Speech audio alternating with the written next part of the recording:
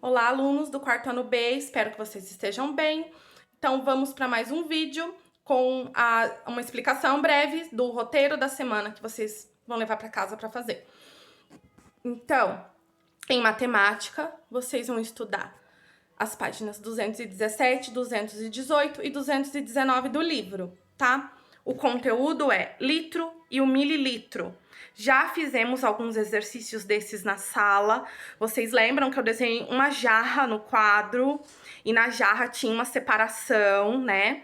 1 litro é igual a 1000 mililitros. Então, eu desenhei a jarra no quadro, uma jarra parecida com essa aproximadamente. Essa jarra aqui, ela tem 1 litro de capacidade, né? Então, todas as atividades que vocês vão fazer vão ser referentes a litro e mililitro em matemática, tá?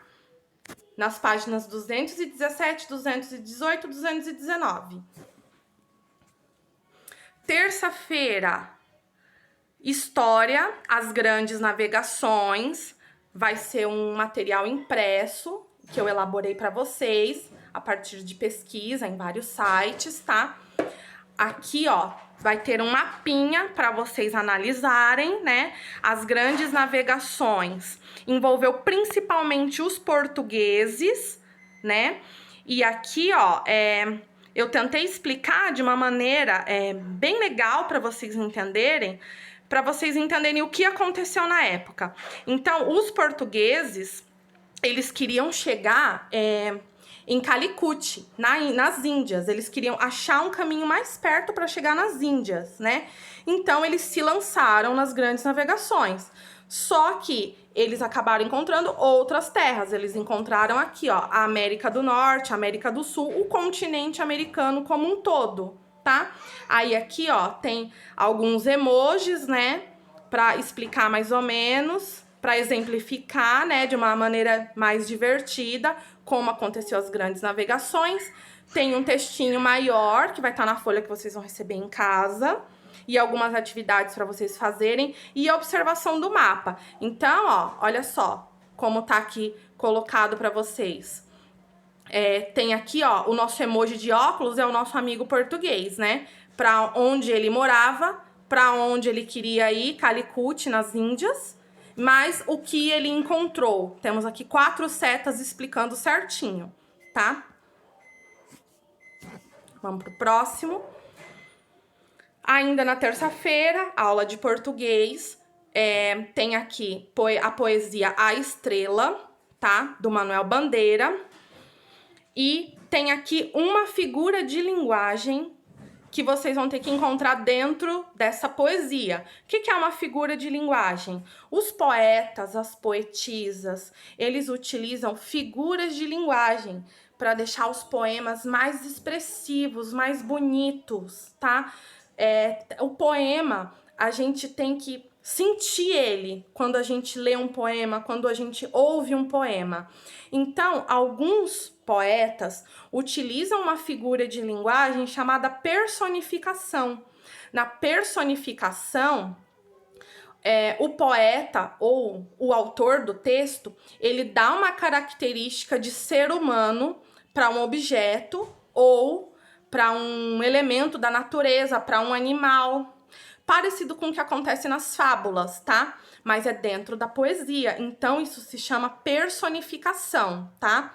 É possível dar características de seres humanos a objetos, animais ou para a natureza.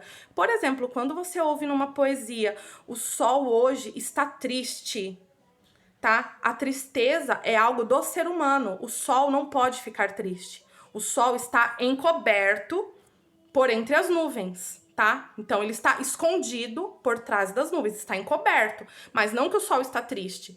Então, quando vocês ouvem um poeta falar assim, ou um autor de qualquer texto falar assim, ele tá usando uma figura de linguagem, tá?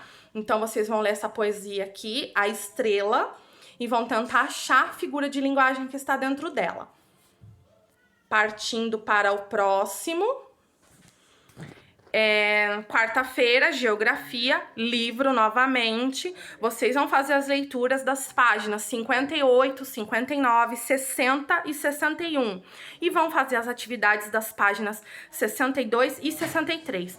A integração entre o espaço rural e urbano. O que é o espaço rural e urbano? Espaço rural é o espaço da cidade, tá?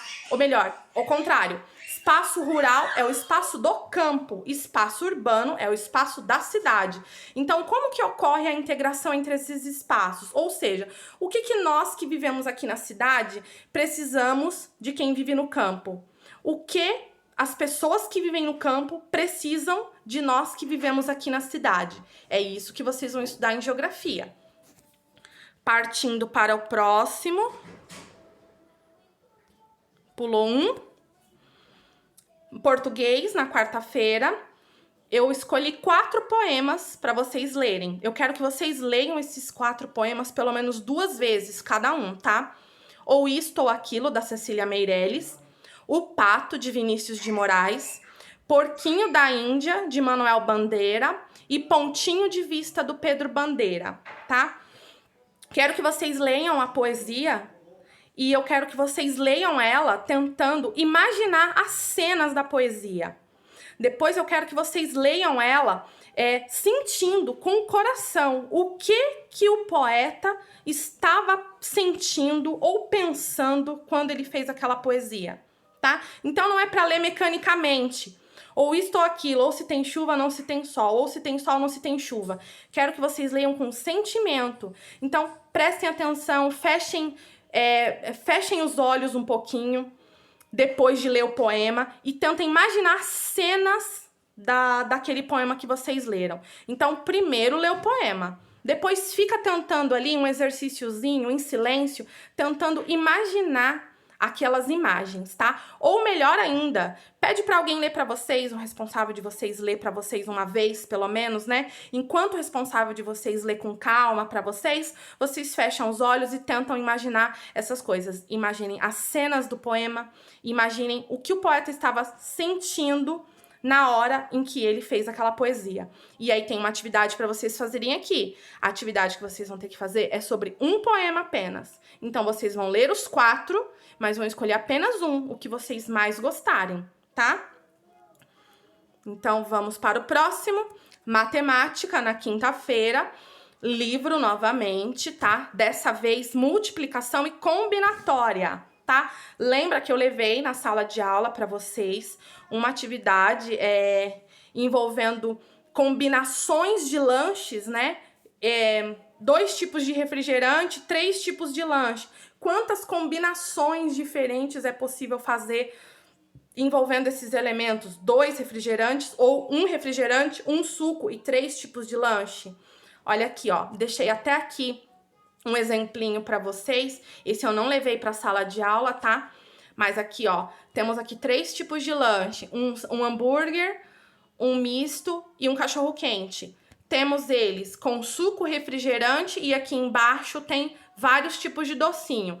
Um é um beijinho, um é um brigadeiro, o outro não sei se é um casadinho, o outro eu não consigo identificar aqui que tá pequenininha a imagem, tá? Então, quantas combinações de lanche diferente é possível fazer a partir dessas opções aqui, ó, tá? Então, ó, pensa um pouquinho, faz esse exercício mental na hora que vocês estiverem vendo esse vídeo, depois vai para as páginas do livro, 92, 93, 94 e 95, tá? Próximo, ciências, na sexta-feira, vamos entender um pouquinho sobre a formação do solo, tá? O solo, o chão onde a gente pisa, tá? Então, como se forma o solo? O solo, ele tem basicamente, ó, 1, 2, 3, 4, 5 camadas, tá? A camada mais lá embaixo, mais profunda, é rocha matriz, tá? Ela é inalterada, né? É o que é mais forte, né? Tem a camada acima dela, que é uma camada mineral, parcialmente alterada, pouquíssimo alterada, né? Onde tem alguns minérios, por exemplo, ferro, outros tipos de ferro. A de cima tem uma outra camada mineral, mas essa já tá alterada. Quando eu falo alterada, gente, eu quero dizer que, por exemplo, um animal morre, tá? Depois de um tempo, os vestígios daquele animal vão se misturando ao solo, tá? Então, aí o solo, ele fica alterado. Então, ó, lá embaixo, na rocha, é um solo que não tá alterado em nada. Mais pra cima um pouquinho, aqui onde tá o Czinho, é uma camada de terra que ela é pouco alterada. A de cima, o horizonte B aqui, ela já tá mais alterada, né? Ou seja, sofre mais impacto do que acontece em cima, na terra, ó. Aqui onde a gente pisa é a terra. Aqui são as camadas, tá vendo?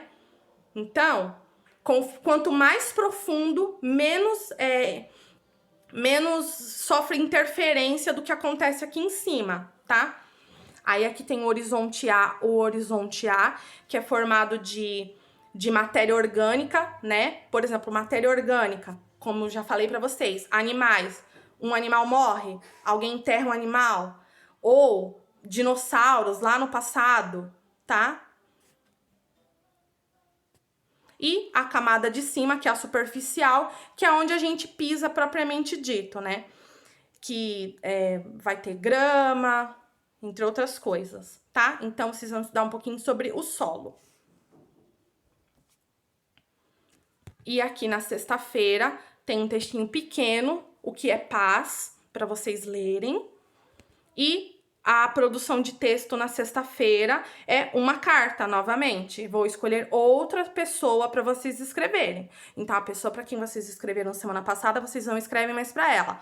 Enviem para mim a carta que vocês escreveram para essa pessoa, vou deixar guardada. Quando as aulas voltarem, aí todo mundo vai ler as cartas para quem escreveu, né? Quem recebeu carta vai ler a carta, tá? Então, vai ser outra atividade com carta, tá? No decorrer da semana, eu vou montar, o grupo já está montado, eu vou acrescentar os responsáveis de vocês no grupo de WhatsApp. E aí, qualquer coisa que vocês precisarem de uma explicação, é só entrar em contato comigo pelo WhatsApp que eu explico melhor, tá? Todas essas atividades aqui, tá bom? É isso, então. E aí, eu espero vocês, então, as dúvidas de vocês no WhatsApp durante a semana.